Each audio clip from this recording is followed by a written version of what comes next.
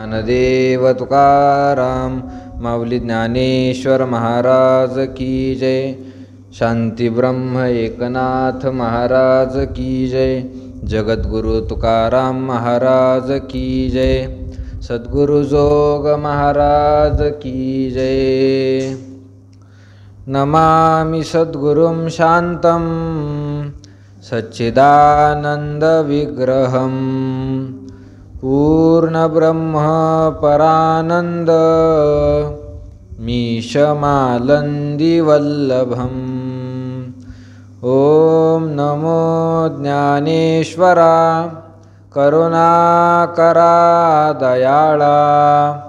तुमचा अनुग्रह लाधलो पावन झालो चराचरी.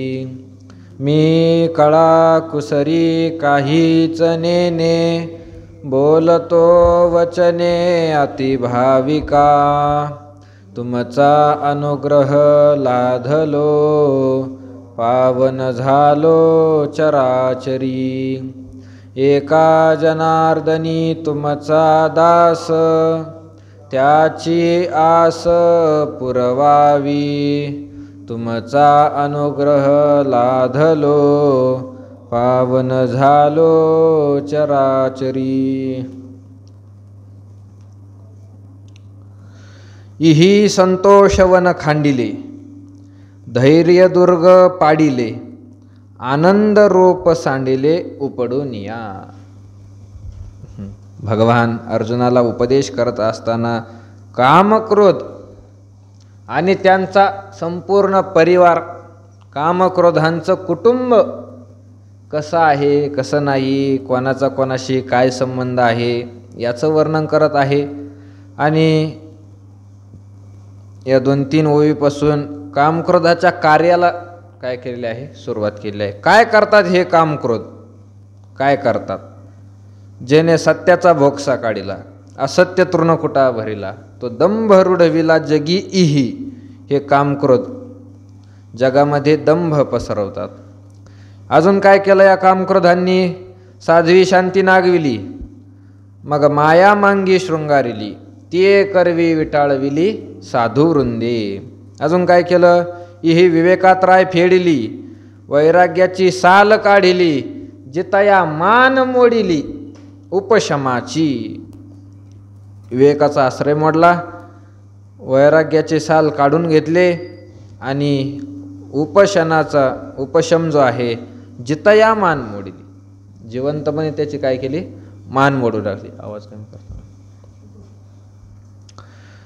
पुढे ज्ञानोबाराय बोलत आहे, इही संतोषवन खांडिले धैर्यदुर्ग पाडिले.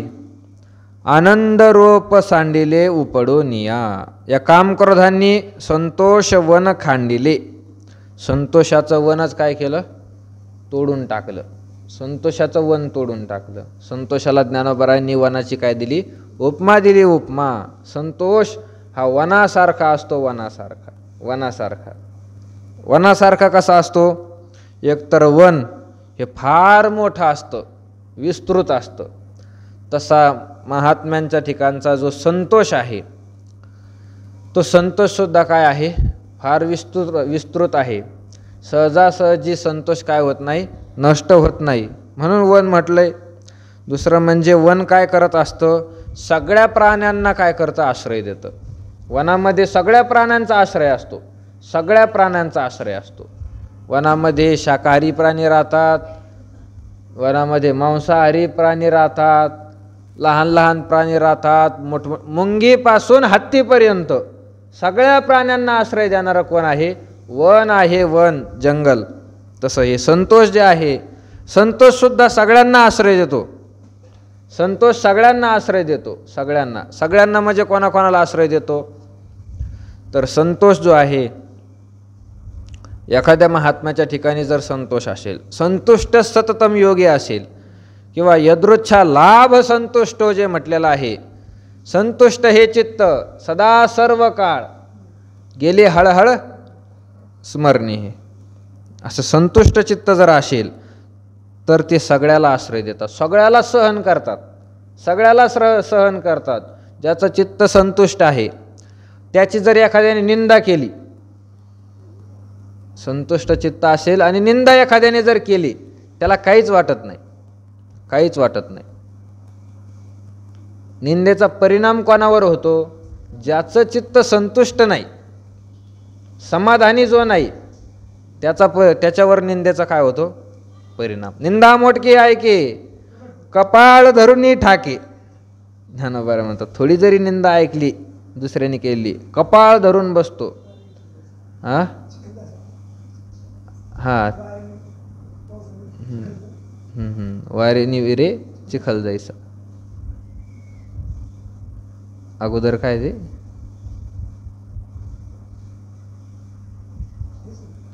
वारे निविरे चिखल जायचा. तसंच आहे, संतुष्ट चित्त नसेल तर त्याला निंदा सहन होत नाही. पण ज्याचं चित्त संतुष्ट आहे, कोणी कितीही निंदा करू द्या, या कानाने ऐकतात, या कानाने सोडून देतात. निंदा, या निंदेला सुद्धा सहन करणार आहे संतोष.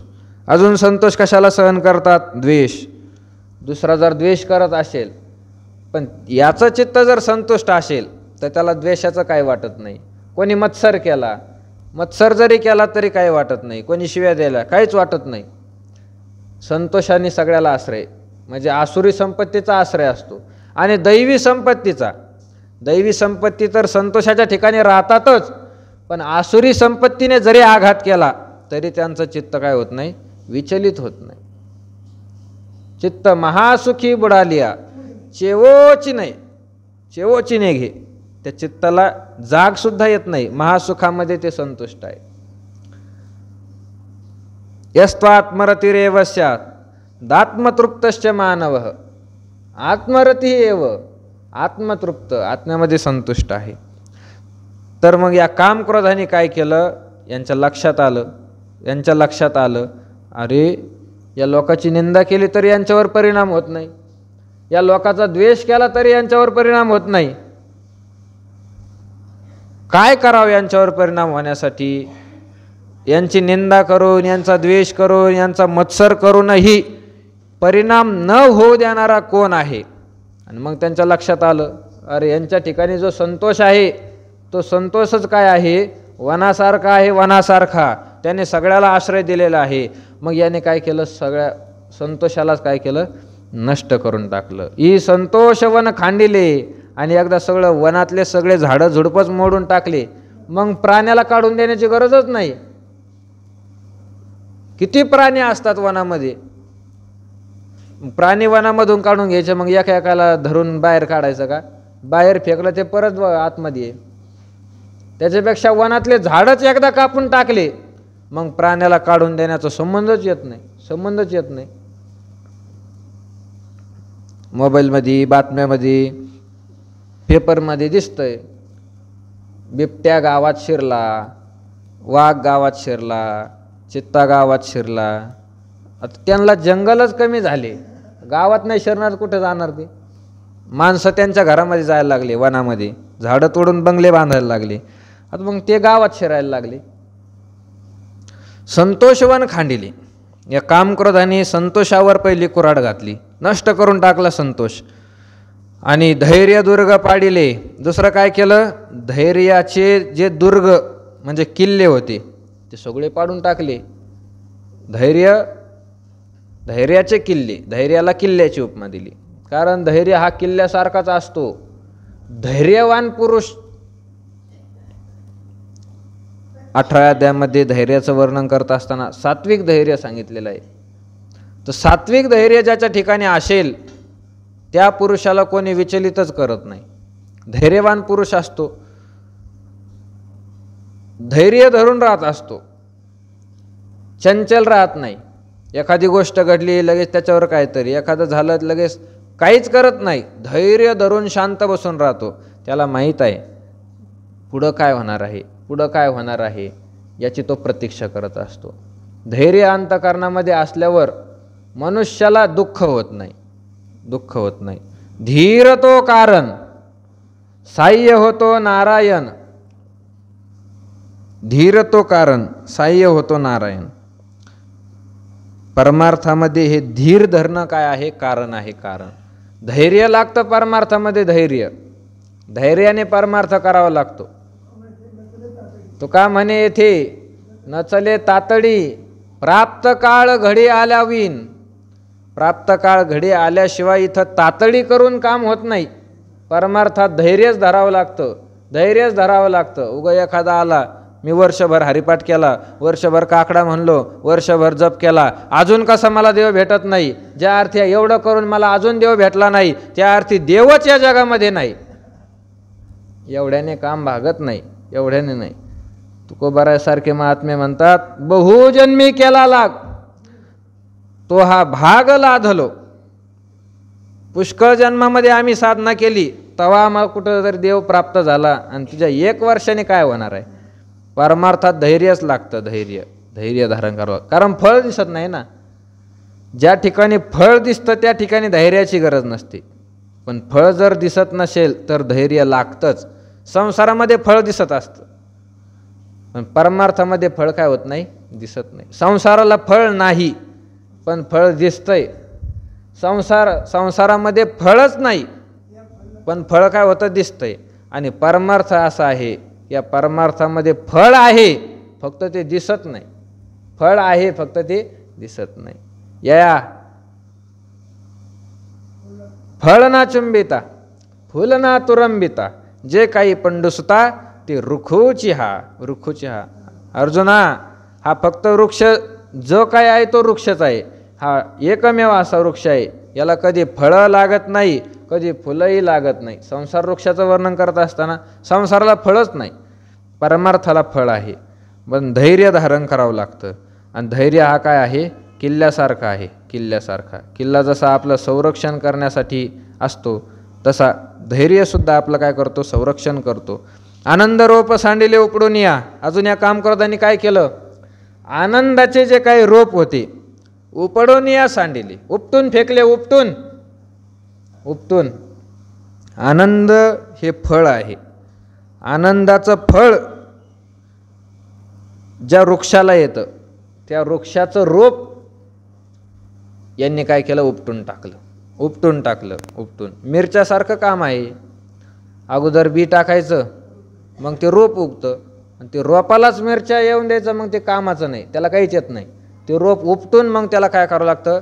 वाफ्यामध्ये, सरीमध्ये काय असं लावावं लागतं, मग ते मिरच्या काय येतात? चांगल्या येतात. तसं आनंदाचं ताजं रोप उगवलं. आता दुसऱ्या दिवशी हे रोप काय करायचं? लावायचंय. आनंदाचं रोप आहे, लावायचंय. आदल्या दिवशी सगळ्या त्या महिला मंडळाच्या टीमला फोन करून ठेवला.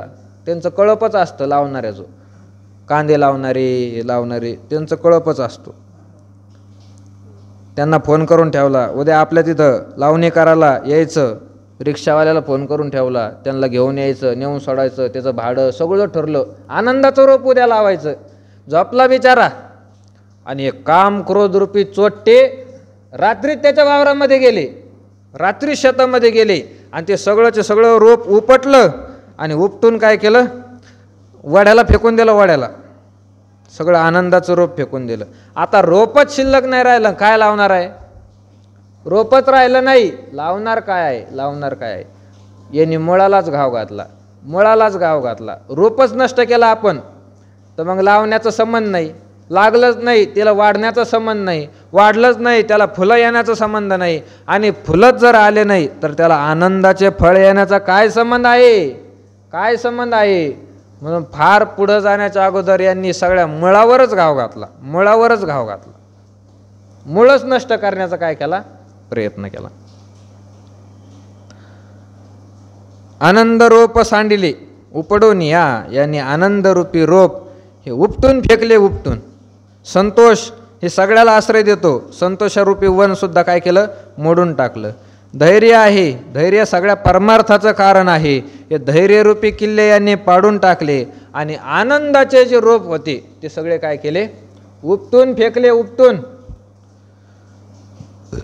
इही बोधाची रोपे लुंचिली, सुखाची लिपीही पुशिली. जिव्हारी आगी सुदली तापत्रयाची. अजून काय केलं या कामक्रोधाने? बोधाची रोपे लुंचिली, अजून रोप उपटले. बोध म्हणजे ज्ञान, ज्ञानाचे जे रोपटे होते ते ज्ञानाचे रोपटे सुद्धा यांनी काय केले? उपटून फेकले. खरं आनंद रोप म्हणजे बोधाचेच रोप आहे, कारण आनंद हे फळ आहे आणि फळ कधी रोपाला येत नसतं. फळ कशाला रोपाला येत असतं का? नाही. आनंद हे फळ आहे आणि त्याचं रोप म्हणजे बोध आहे, ज्ञान, ते रोपटं आहे. पण काय आहे? ज्याचं रोप आहे, ज्या फळाचं रोप आहे त्याला त्याचंच म्हणतात ना, त्याला त्याचंच म्हणतात. जसं मिरचीचं रोप आहे, मिरचीच्या रोपाला मिरच्या येतात का? नाही. ते रोप उपटून लावल्यानंतर त्याला काय होतात? मिरच्या येतात. रोपाला मिरच्या येत नाही तरी सुद्धा त्याचं नाव काय असतं? मिरचीचं रोपच त्याला म्हणतात. ही बोधाची रोपे लोंचिली. तसं आनंदरूपी फळ ज्या रोपाला लागतं त्याचं नाव आहे बोध. बोध, बोध शब्दाचा अर्थ होतो ज्ञान.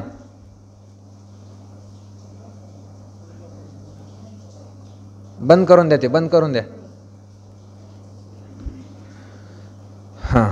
ही बोधाची रोपे लुंचिली, सुखाची लिपीही पुशिली. सुखाचं नावच पुसून टाकलं, सुखाचं नाव सुद्धा ठेवलं नाही. जिवारी आगी सुदली तापत्रयाची, आणि अंतकरणामध्ये तापत्रयाचा अग्नी घातला यांनी. कामक्रोध हे अंतकरणामध्येच राहतात आणि अंतकरणामध्ये राहूनच त्यांनी काय केलं? मग त्या अंतकरणामध्ये तापत्रयाची आगी सुदली, तिने तापाचा अग्नी प्रगट केला. 3 प्रकारचे ताप आहे: आध्यात्मिक ताप, आधिभौतिक ताप आणि आधिदैविक ताप. हे 3 प्रकारचे ताप आहे.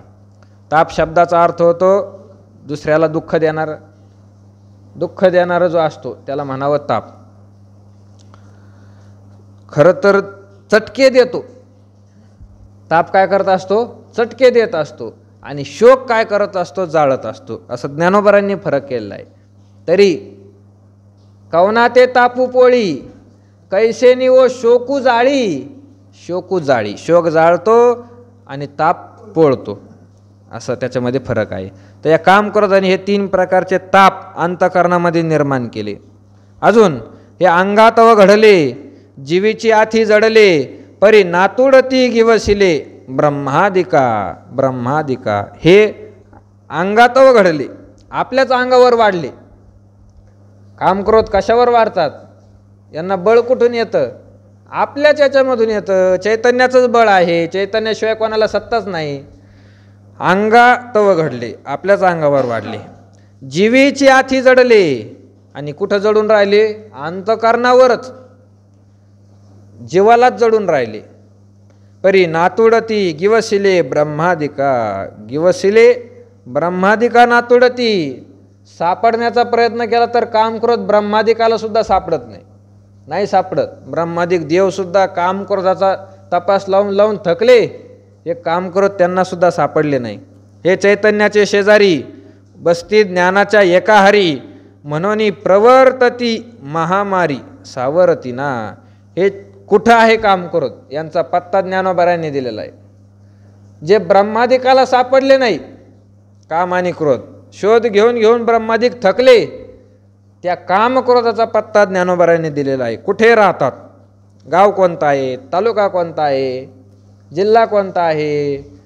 गावामध्ये कोणत्या गल्लीला राहतात? खालची गल्ली आहे का वरची गल्ली आहे? घर नंबर यांचा किती आहे?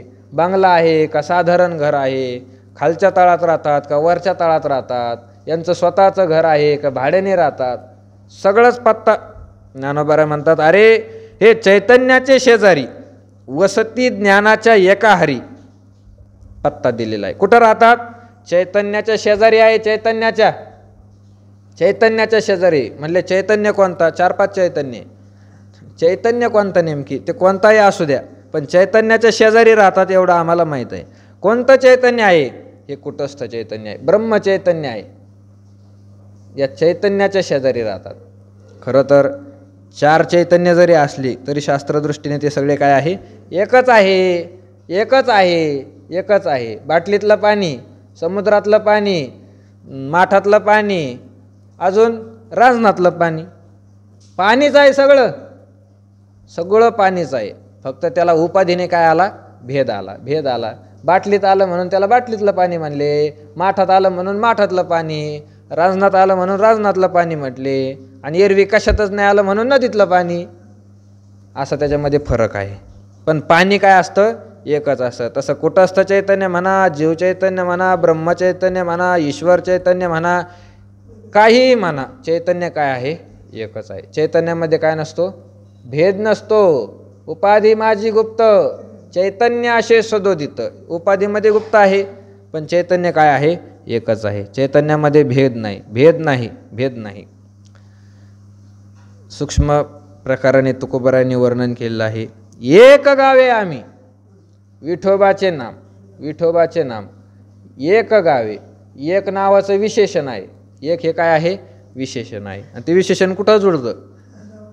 नामाला जुळतं. ते एक नाम गावेला जुळतं, एक गावे, आणि विठोबाला जुळतं, एक विठोबा. तर एक विठोबा आपल्याला जसं लागेल तसं घ्यायचं. एक विठोबा, विठोबा एक. विठोबा म्हणजे चैतन्य. विठोबा विठोबा दुसरा कोण आहे? चैतन्य म्हणजेच विठोबा, चैतन्य म्हणजेच विठ्ठल आहे. तर हा एकच आहे, चैतन्याच्या शेजारी आहे. आता एकच चैतन्य म्हटल्यावर मग भानगड नाही राहिली कोणता काय. कारण एका गावामध्ये फार आडनावाचे लोक राहतात, एका एका आडनावामध्ये 2-2, 4-4 नावाचे लोक राहतात, सारखेच राहतात. मग कुठं शोधायचं? ज्ञानोबारांनी सांगितलं चैतन्य एकच आहे, अख्ख्या गावामध्ये एकच चैतन्य आहे, त्याचा शोध घ्या. त्या चैतन्याच्या शेजारी राहिलाय. चैतन्याच्या कुठं आहे? शेजारी राहायला आहे, शेजारी राहायला. कारण चैतन्याच्या घरात राहायला नाही, चैतन्याच्या घराच्या शेजारी आहे. चैतन्याच्या घरामध्ये काम करत राहिले असते तर हे चैतन्य स्वरूपच झाले असते, चैतन्य स्वरूप झाले असते. कारण चैतन्याचा स्वभावच असा आहे, चैतन्याचा स्वभावच असा आहे. अविनाश करी आपुले आयशे, लावी मनापिशे गोविंदाचे. भगवान परमात्मा स्वतःसारखंच भक्ताला काय करून टाकतो? अविनाश. त्याच्या घरात जे आले त्यांना सगळ्याला स्वतःसारखं करून टाकतो. पण काम क्रोध हे काय झाले? अविनाशी नाही झाले, त्याच्यासारखे झाले नाही. म्हणून ज्ञानोबाराय म्हणतात त्याच्या घरात नाही राहते, त्याच्या शेजारी राहिलाय. हे चैतन्याचे शेजारी. अजून वसती ज्ञानाच्या एका हरी, ज्ञानाच्या एका हरी वस्ती, ज्ञानाच्याच एका पंक्तीमध्ये काय आहे? बसलेले आहे. ज्ञान आणि ज्ञानाच्या पंक्तीला हे काम आणि क्रोध दोन्ही बसलेले आहे. लिहून घ्या पत्ता, सापडले तर पहा. कारण ते ब्रह्मादिकाला सापडले नाही म्हणते, म्हणून सापडले तर सापडले. म्हणून प्रवर्तती महामारी सावर्तीना. आणि असं असल्यामुळे महामारी प्रवर्तती, हे महामारी आणण्यासाठी काय होतात? प्रवृत्त होतात. महामारी आणण्यासाठी प्रवृत्त होतात. सावर्तीना, कोणालाही आवरत नाही. म्हणून प्रवर्तती. चैतन्याचं एक तर त्यांना शेजार मिळालेला आहे, आणि ज्ञानाच्या पंक्तीला हे बसलेले आहे. या दोन गोष्टीमुळे यांना फारच ताकद आली, फारच. कारण चैतन्य हे सुद्धा आश्रय देणार आहे. चैतन्याचा आश्रय ज्याने घेतला त्याला फारच ताकद येते. मायेने कोणाचा आश्रय घेतलेला आहे? चैतन्याचाच आश्रित आहे माया, म्हणून ती मायासुद्धा बलवान झालेली आहे. आणि दुसरं म्हणजे ज्ञान आहे. ज्ञानाचा ज्याने आश्रय घेतला तो सुद्धा काय होतो? बलवानच होतो, बलवानच होतो. ते ब्रह्मज्ञानाचं जाऊ द्या, एखाद्याला शास्त्रज्ञान जरी असलं, शास्त्रज्ञान कोणालाच बोलू देत नाही. शास्त्राचं ज्ञान असेल तो कोणालाच बोलू देत नाही, कोणालाच बोलू देत नाही. म्हणून यांचं बळ असल्यामुळे प्रवर्तती महामारी सावर्तीनं. फार मोठी महामारी करतात हे सावर्तीना. आवरत नाही कोणाला, आवरत नाही. अजून काय करतात? हे जळे विन बुडविती, आगी विन जाळीती, न बोलता कवळीती प्राणियाते. जळे विन बुडविती, मनुष्याला बुडवून टाकतात, बुडवून टाकतात. काम क्रोध हे विकार बुडवून टाकतात माणसाला. पण असं बुडवतात की बुडवण्यासाठी यांना पाण्याची गरज नाही, पाण्याची गरज नाही. समुद्र माणसाला बुडवितो, नदी माणसाला बुडविते, पण बुडण्यासाठी काय लागतं? पाणी लागतं. विहिरीमध्ये माणूस बुडतो, पण काय लागतं? कोरड्या विहिरीमध्ये बुडून मेला असं कोणी म्हणतं? पडून मेला असेल, बुडून नाही मेला. बुडण्यासाठी पाणी लागतं. पण काम क्रोध एवढे पॉवरफुल आहे. जळे विना बुडविती, बुडण्यासाठी यांना पाणी लागत नाही. विना पाण्याचं मनुष्याला जीवाला बुडवून टाकतात. आगी विना जाळीती, जाळतात माणसाला, जाळतात काम क्रोध. पण आगी विन, अग्नीशिवाय जाळतात, अग्नीशिवाय जाळतात. एखाद्या मनुष्याला फार वासना जर निर्माण झाली एखाद्या विषयाची, विषय प्राप्त करण्याची उत्कट वासना, आशा निर्माण झाली तर तो मनुष्य आतून जळत असतो, आतून जळतो. जोपर्यंत विषय प्राप्त होत नाही तोपर्यंत त्याचे काय असते, तळमळ तळमळ तळमळ लागलेली असते. म्हणून त्या तळमळीमध्येच तो आतून काय करतो, जळतो. आगीविन जाळीती, अग्नीशिवाय मनुष्याला जाळून टाकतात, अग्नीची गरज नाही यांना. न बोलता कवळीती प्राणियाते, प्राणियाते न बोलता कवळीती, जो जीव आहे प्राणी आहे त्या सगळ्याच प्राण्यांना न बोलता कवळीती. कवळीती म्हणजे आपल्या स्वाधीन करून घेतो. कसं स्वाधीन करतो, न बोलता, बोलण्याची सुद्धा गरज नाही, स्वाधीन करून घेतो. माणसाचे फार विचित्र स्वभाव असतात. काही काही माणसाचं बोलणंच असं असतं, काही काही माणसाचं बोलणंच असं असतं. तो माणूस जर आपल्याला बोलला तर समजून घ्यायचं 100% आपण काय झालो, त्याच्या स्वाधीन गेलो. तो जे म्हणेल तेच आपण करणार. शब्दामध्ये त्यांच्या अशी ताकद असते. अंतःकरण जिंकून घेतात, अंतःकरण. असे काही काही लोक असतात, अंतःकरण जिंकून घेतात. त्यांना ते सगळं जमतं. कसं जमतं, काय जमतं ते त्यांना माहिती, पण जमतं त्यांना. माणूस पुढून आला का ते ओळखतात याची पात्रता कशी आहे, कुठपर्यंत विचार करण्याची याची क्षमता आहे, हा काय करू शकतो. आणि मग तसं त्याला काय करतात, ते बोलतात, तसं बोलतात त्याला आणि त्याचं मन जिंकून घेतात. कवळी ती आपल्या स्वाधीन करून टाकतात. पण काम करत असे आहे, ज्ञानोबा म्हणतात बोलण्याची सुद्धा गरज नाही, आपल्याला ते बोलतही नाही. कधी काम करताची ना आपली भेट झाली का, कधीच भेट नाही झाली आजपर्यंत. पण तरीसुद्धा आपल्याला काय केलेलं आहे, स्वाधीन केलेलं आहे. त्यांच्या ताब्यात आहे आपण, काम करताच्या ताब्यामध्ये आहे. काम करत जे म्हणेल तेच आपण करतो, पण तरी अजून रामराम सुद्धा झालेलं नाही. न बोलता कवळी ती प्राणी आती, हे शस्त्रे विन साधिती, दोरे विन बांधिती, ज्ञानी अशी तरी वधिती, पैज घेऊनी. शस्त्रे विन साधिती, मारतात मनुष्याला, मारतात. पण मारण्यासाठी कोणतंच शस्त्र वापरत नाही, कोणतंच शस्त्र वापरत नाही मारण्यासाठी. मारून टाकतात हे तर खरं आहे. काम क्रोधामध्ये सगळेच मेले आजपर्यंत, पण त्यांनी शस्त्र कोणतं वापरलं हे अजून कोणाला सांगता नाही आलं, अजून कोणाला सांगता नाही आलं. नाथ महाराजांनी ती येडकामधनमध्ये सगळी यादी सांगितली. काम क्रोधाने कोणाचा कोणाचा घात केला. रावणाचा केला चेंदा, दुर्योधनाशी मारिली गदा, धडक मारली शंकरा, केला ब्रह्म्याचा मातेरा, इंद्रचंद्रादिका दरारा. सगळं वर्णन केलं. याला मारलं, त्याचा चेंदा केला, हे केलं ते केलं, पण कशाने केलं, शस्त्र कोणतं वापरलं, हे ते रूपक म्हणून दुर्योधनाशी मारिली गदा म्हटलं. ते फक्त रूपक म्हणून म्हटलं, कारण दुर्योधन कसा होता, गदा युद्ध करण्यामध्ये प्रवीण होता आणि त्याला मारलं म्हणून गदेने मारलं असं नाथ महाराजांनी म्हटलं. पण विशेष प्रकारे कोणत्या शास्त्राने हे मारतात ठाव ठिकाणा लागत नाही. जाऊ द्या, खरं आहे त्याला गदेने मारलं, पण गदा कोणती आहे हे तर कळायला पाहिजे ना, कळत नाही. शस्त्राशिवाय हे दुसऱ्याला काय करतात, मारतात मारतात. दोरे विना बांधिती, जीवाला बांधून टाकतात, पण बांधण्यासाठी दोर लागत नाही त्यांना, चरट लागत नाही, कासरा लागत नाही त्यांना बांधण्यासाठी. विना दोऱ्याचं बांधून टाकतात, बांधून टाकतात. असं का म्हटलं, कारण एकदा बांधला का तो माणूस काय होत नाही, पळत नाही कुठं. एकदा बांधून टाकला तो त्या जागेवरून कुठं जात नाही, इकडं तिकडं पळत नाही. हे काम क्रोधाचं तसंच आहे. एखाद्या विषयाची जर त्याला वासना निर्माण झाली तिथंच फिरतो, तिथंच फिरतो असतो मनुष्य, तिथंच फिरतो. याला म्हणावं दोरी विन बांधिती, दोराची गरज नाही पडली, घर बांधण्याची इच्छा झाली, घर बांधायला सुरुवात केली, तिथंच फिरतो, तिथंच फिरतो तेवढ्याच जागेत. दोरे विन बांधिती, दोराशिवाय मनुष्याला बांधून टाकतात.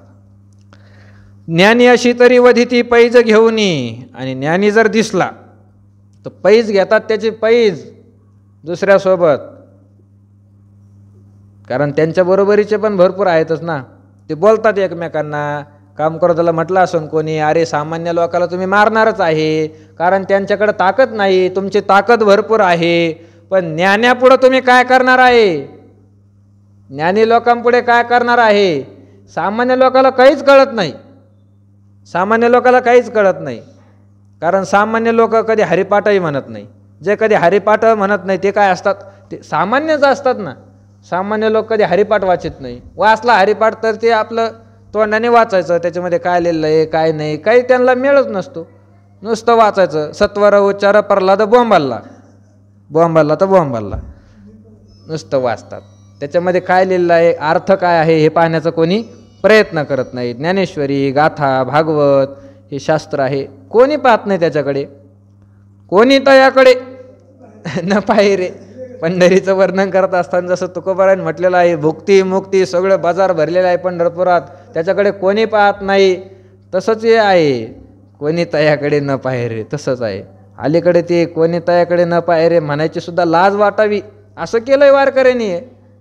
कोणी तयाकडे भुक्ती मुक्ती फुकाटसाठी, कोणी तयाकडे न पाहे रे, कोणी तयाकडे न पाहे रे. आणि वारकरी कुठं कशाच नादी लागतात? मुक्तीच्या कोणी नादी नाही लागत, पण भुक्तीच्याच नादी लागलेले आहे. बरेच आहे, बरेच. थोडे निष्काम जर सोडले तर बाकीचे मुक्तीच्या नाही पण भुक्तीच्या नादी लागलेलेच आहे. भुक्ती म्हणजे धन संपत्ती इत्यादी.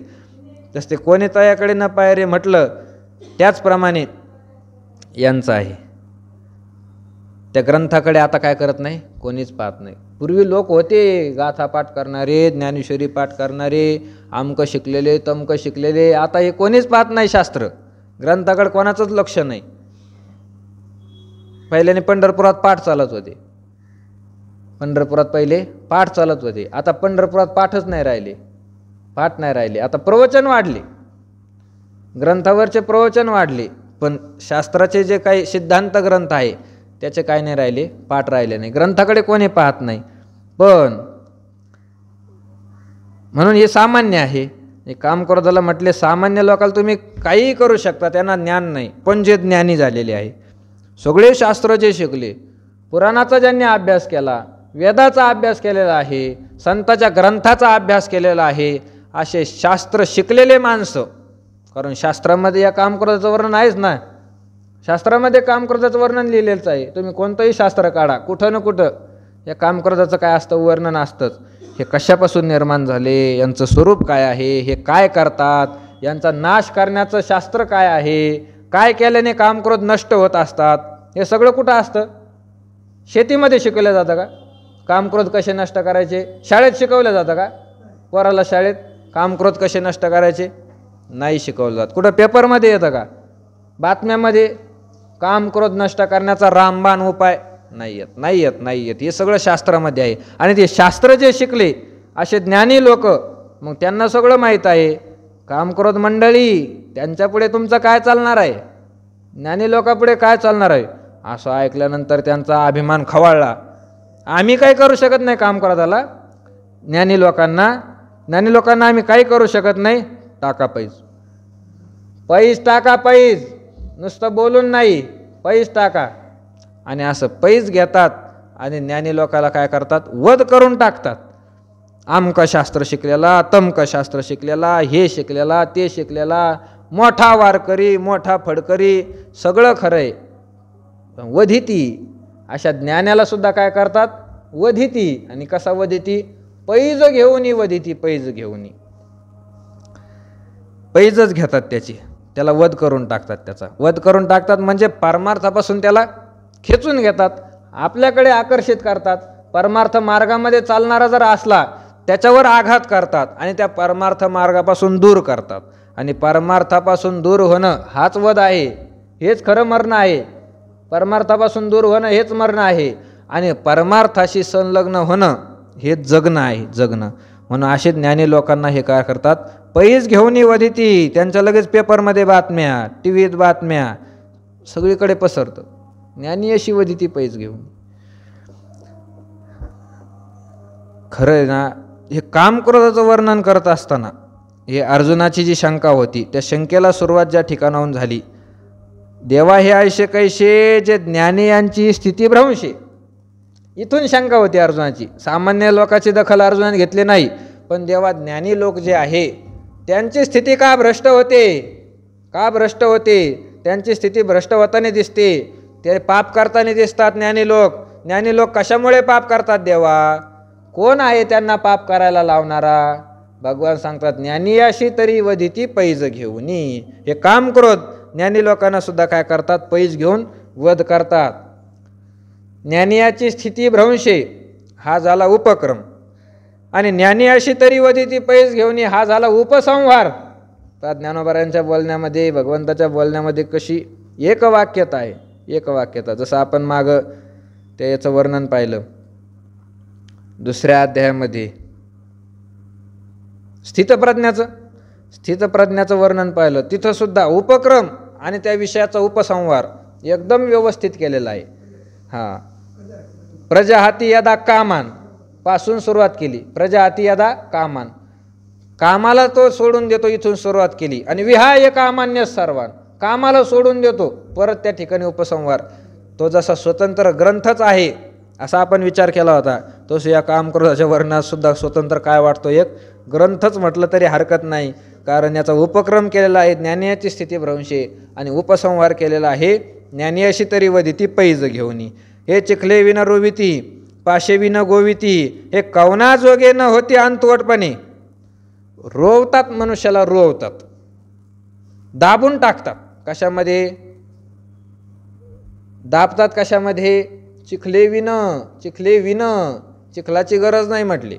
एरवी सर्वसामान्य व्यवहारामध्ये आपण जर पाहिलं तर दबत चिखलामध्ये फसत असतो माणूस, दबत असतो. हे फसवतात, पण फसवण्यासाठी यांना चिखलाची गरज नाही. फसवतात कामक्रोध, फसवतात. फसवणं कशाला म्हणतात? फसवणं म्हणजे काय? लूट करणं आपली. आपल्याकडे जे आहे ते गोड बोलून हिसकावून घेणं, याला काय म्हणतात? फसवणं. तसंच आहे, कामक्रोध आपल्यासोबत चांगला व्यवहार करतात, आपल्याला वाटतं आपलेच आहे, पण फसवतात आपल्याला, परमार्थापासून दूर करतात. म्हणून चिखले विन रोविती, फसवण्यासाठी यांना चिखलाची काय पडत नाही, गरज पडत नाही. कारण रोवती शब्द वापरला ना, आणि रोवणं हे कशामध्ये होत असतं? चिखलामध्येच होतं. चिखली रुतली गाय धड भाकड न पाय, ज्ञानोबारायांनीच वर्णन केलं. चिखलामध्ये गाय रुतली, त्याप्रमाणे चिखलाशिवाय हे काय करतात? मनुष्याला फसवतात. पाशे विन गोविती, अडकवतात मनुष्याला. आणि माणूस कशामध्ये अडकत असतो? पाशामध्ये अडकत असतो. खरं तर पाश हा शब्द प्राण्यांच्या सापेक्षेने आहे. पारधी जर असेल व्याध, तर तो काय करत असतो? पारधी शिकारी पाश टाकत असतो. पाश म्हणजे जाळं. कशासाठी? पशुपक्षी प्राणी यांची शिकार करण्यासाठी पाश टाकतात. पाश शब्द हा बंधनाचे आहे की नाही? पाश म्हणजे बंधन, जाळं. त्यालाच आता त्या शब्दाचा अपभ्रंश होऊन त्याला फास म्हणतात. फासा टाकला, फास टाकला, हे पाश शब्दाचंच काय आहे? अपभ्रंश स्वरूप आहे. तसं पाश टाकतात ते पारधी लोक. हरण धरायचं असेल, हत्ती धरायचे असेल, ते प्रत्येक प्राण्याचे वेगवेगळे काय आहे? पाश असतात. जसं पोपट धरण्याचा पाश म्हणजे ती नळीत दोरी घातली का ते पोपटाचा पाश असतो. असे प्रत्येकाचे पाश भिन्न भिन्न आहे. असं पाशामध्ये सगळे प्राणी मात्र काय करतात? अडकत असतात. आणि कोणताच पाश जर नाही लागला तर शेवटला पाश काय आहे? ठरलेला आहे. शेवटला पाश ठरलेला आहे. या पाशामध्ये दुसऱ्या जर मनुष्य गुंतला नाही, स्थूल पाशामध्ये, पण शेवटचा पाशामध्ये माणूस नक्कीच गुंततो. तो पाश कोणाचा आहे? तो पारधी फार मोठा आहे, यमाचा पाश आहे. यमाचा पाश. त्या पाशामध्ये प्रत्येक जण गुंतत असतात. म्हणजे पाशामध्ये मनुष्य गुंततो, अडकून बसतो. हे कामक्रोध जीवाला गुंतवतात, अडकून ठेवतात. पण अडकून ठेवण्यासाठी हे पाशाचा उपयोग करत नाही. पाश नाही यांच्याकडं, कोणताच पाश नाही, तरीसुद्धा विना पाशाचं ते मनुष्याला काय करतात? अडकून ठेवतात. हे कवनाजोगे न होती अंतवटपणे, हे बळकट असल्यामुळे फारच शक्ती आहे यांची, फारच शक्ती आहे. आणि फार शक्तिमान असल्यामुळे कवनाजोगे न होती, हे कोणाच्याच स्वाधीन होत नाही. हे कामक्रोध कोणालाच आवरल्या जात नाही, कारण त्यांचं बळच काय आहे? फार मोठं आहे, कोणाला आवरल्या जात नाही. धूमेनाव्रियते वह्निर् यथादर्शो मलेन च, यथोल्बेनावृतो गर्भस् तथा तेनेदमावृतम. यथा वह्निः धूमेन आव्रियते. जसं अग्नी हा धुराने काय असतो? झाकलेला असतो. अग्नी धुराने झाकलेला असतो. धुराखाली अग्नी असतो ना, अग्नी धुराने झाकलेला असतो. उदाहरण दिलेलं आहे. ज्याप्रमाणे अग्नी धुराखाली झाकलेला असतो, यथा मलेन आदर्शः आव्रियते. ज्याप्रमाणे आरसा कशाने झाकला जातो? मळाने. मळ आरशावर जर खकाना बसला फुपाटा, त्या मळाने आरसा काय होतो? झाकला जातो. त्याच्यामध्ये पाहिलं तरी आपलं तोंड दिसत नाही, मळ असतो त्याच्यावर, झाकला जातो. यथा उल्बेन गर्भ हा आवृत. ज्याप्रमाणे गर्भसुद्धा झाकलेलाच असतो. कशात झाकलेला असतो? उल्ब. त्याला काही भागामध्ये वार म्हणतात, काही त्याला वर म्हणतात, आपली आपली भाषा. आमच्या भागामध्ये त्याला जार म्हणतात. त्या जारामध्ये वारामध्ये मनुष्य काय असतो? तो गर्भ काय असतो? झाकलेला असतो. गर्भ झाकलेला असतो. त्याचा जार बाजूला झाला, ते वार बाजूला झाला की मग गर्भ काय होतो? उघडा होतो. तथा तेन इदम आवृतम.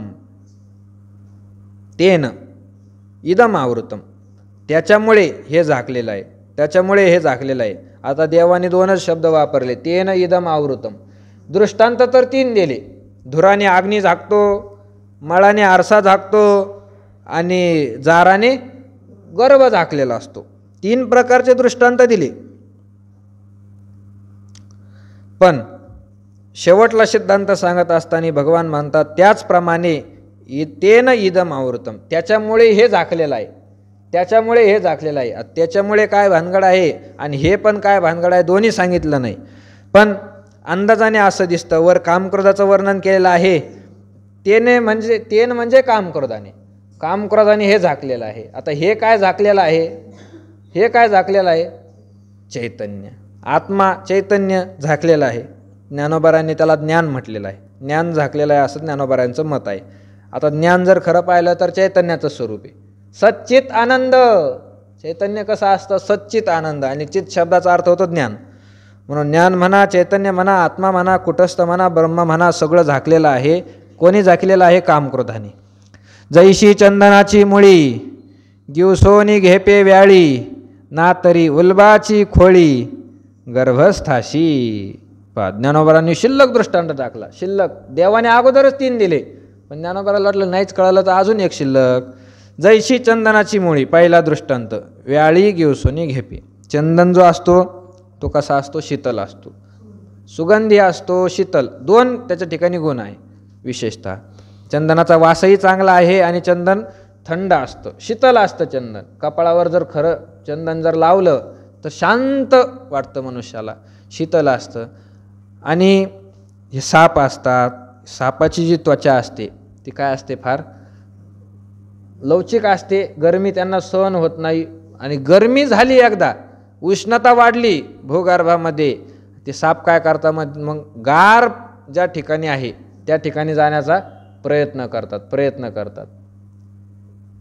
आपल्याला नेहमी अनुभव असतो, एखाद्या ठिकाणी कोणीच जात नाही, पण त्या ठिकाणी काय होतं? पाणी जातं. गार जागा आहे, सावलीची जागा आहे, थोडंफार पाणी आहे आणि तिथं झाकण्यासाठी काय आहे? थोडंफार गबाळ पडलेला आहे. त्या गबाळापासून सावध. त्याच्यामध्ये निश्चित विंचू, साप काही ना काही निघतात, म्हणजे निघतात. कारण ते त्याचं राहण्याचं ठिकाण आहे. थंड लागतं त्याला आणि झाकणारं जागा लागते. तसंच आहे हे चंदन. थंड असतं आणि चंदनाचे जे बाग असतात ते दाटच असतात. मलयागिरी पर्वतावर असणारं चंदन.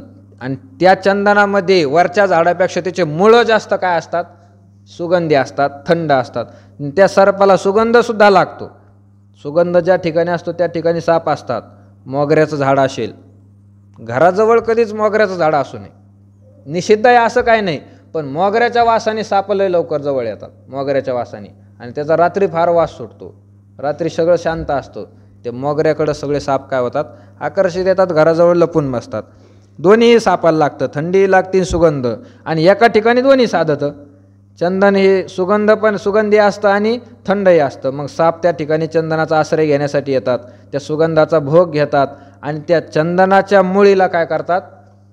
येडे मारून बसतात. चंदनाच्या मुळीला थंड होतं त्यांचं शरीर, त्यांना बरं वाटतं. आता मुळी चंदनाची झाकली ना, कशाने झाकली? सापाने झाकली. ज्ञानोबा म्हणतात जैशी चंदनाची मुळी गिवसोनी घेपे व्याळी. व्याळ म्हणजे साप. साप त्या चंदनाच्या मुळीला काय करतो? गिवसोनी घेतो, म्हणजे झाकून टाकतो, त्याला झाकून टाकतो. त्याचप्रमाणे ना तरी उल्बाची खोळी गर्भस्थाशी. गर्भस्थाशी उल्बाची खोळी. गर्भस्थ, स्थ म्हणजे राहणारा, गर्भामध्ये राहणारा जो आहे जीव, तर त्याला खोळ कशाची असते? उल्बाची, म्हणजे त्या जाराची त्याला खोळ असते, वार त्याच्यामध्ये तो काय असतो? बांधलेला असतो. का प्रभावीन भानू, शिल्लक दृष्टांत टाकला. धुमेविन हुताशनू, जैसा दर्पण मळहिनो काहीच न दिशे. प्रभावीन भानू, भानू म्हणजे सूर्य. हा सूर्य काय असतो? प्रभावीन. प्रभा म्हणजे त्याचा काय आहे? प्रकाश. प्रकाशाशिवाय खरं तर सूर्यच नाही. प्रभावीन भानू, भानू म्हणजे सूर्य. हा सूर्य प्रकाशाशिवाय नसतोच. प्रकाश जर काढून घेतला तर सूर्यच नाही. किंवा ज्ञानोबारांना रात्रीचा उपदेश करायचा असेल, रात्र जर झाली तर सूर्य झाकला जातो असं म्हणा. ढग आल्यावर ते सूर्य काय होतात? झाकून जातात असं म्हणा. धुमेविन हुताशनू, धूम म्हणजे धूर, धुराशिवाय अग्नी. आणि जैसा दर्पण मळहिनो काहीच न दिशे. आणि दर्पण म्हणजे आरसा. हा आरसा मळहिनो, त्याच्यावर मळ असल्याशिवाय काहीच न दिशे, काहीच न दिशे, दिसत नाही. आरशावर जर मळ साचला तर आरशामध्ये काही दिसत नाही. अग्नीवर जर धूर साचला तर अग्नी दिसत नाही, झाकल्या जातो. तसं प्रभावीनं भानू, त्या प्रभेशिवाय सूर्यसुद्धा काय आहे? झाकल्या जातो. तैशेही विन एकले आम्ही ज्ञान नाही देखिले, जैसे कोंडेनी पागुंतले बीज निपजे. पहा, आता ज्ञानोबा त्या ठिकाणी सिद्धांतावर आले. आम्हाला हे सांगायचंय. ते बाकीचं ते सांगितलं ते सगळे दृष्टांत आहे. चंदनावर साप बसतो एवढं डोक्यात घेऊन जाऊ नका, ते फक्त दृष्टांत सांगितला. चंदनावर साप बसतो ते सोडून द्या, गर्भाच्या वर खोळे असते तेही सोडून द्या, त्यानंतर धुमेविन हुताशनू, धुमाशिवाय ते रात ते सोडून द्या. सिद्धांत काय आहे? कशासाठी दृष्टांत सांगितले? ज्ञानोबा म्हणतात तैशे इही विन एकले आम्ही ज्ञान नाही देखिले. यांच्याशिवाय एकटं ज्ञान आम्ही कुठं पाहिलंच नाही. इही विन म्हणजे काम क्रोधाशिवाय असणारं ज्ञान आम्ही देखिले नाही, आम्ही कुठंच पाहिलं नाही. कोणी देखिलं नाही असं नाही म्हटले, आम्ही देखिले नाही. ज्ञानोबारायांनी म्हणावं काम क्रोधाशिवाय ज्ञान आम्ही कुठं पाहिलं नाही. काम क्रोधाखाली हे ज्ञान झाकलेलं आहे. कसं झाकलेलं आहे? जैसे कोंडेनी पागुंतले बीज निपजे. ज्याप्रमाणे कोंडेनी पागुंतले, कोंडा म्हणजे भुसकट. बीज निर्माण होत असतानाच ते कशामध्ये येतं? भुसकटामध्येच येतं, ते झाकूनच येतं. टरफल असतं त्याला. भुईमुगाच्या शेंगा त्या खालून येतानाच कशामध्ये येतात? आवरणामध्ये येतात. त्यातला शेंगदाणा झाकलेला असतो. गहू जर पाहिला, गहू आंब्यामध्ये येतो, झाकलेला असतं आतमध्ये. ज्वारी, बाजरी, मका हे कणसामध्ये असते. तांदूळ हे झाकलेलं असतं. कोंडेनी पागुंतले बीज निपजे, म्हणजे कोंडा म्हणजे भुसामध्ये हे बी उत्पन्न होतानाच झाकून येत असतं. झाकून त्याप्रमाणे ज्ञान जे आहे ते कामक्रोधाने झाकलेलं आहे. 262 ओळीपर्यंत आपण आज आलेलो आहे. उद्या पुढच्या ओळीचं चिंतन करण्याचा प्रयत्न करू.